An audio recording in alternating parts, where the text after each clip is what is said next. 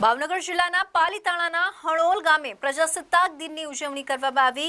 Parade સહિતના કાર્યક્રમો કરાયા. પાલીતાણા તાલુકાના પ્રજાસત્તાક દિનની આજે ઉજવણી કરવામાં આવી હતી.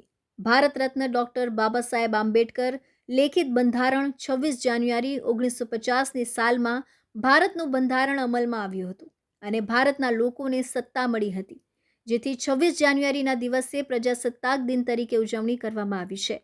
ત્યારે દેશભરમાં ઉજવણી થઈ રહી છે, જેમાં પાલીતાણાના હણોલ ગામે પ્રજાસત્તાક દિનની ઉજવણી નિમિત્તે પરેડ સહિતના કાર્યક્રમો કરવામાં આવ્યા હતા.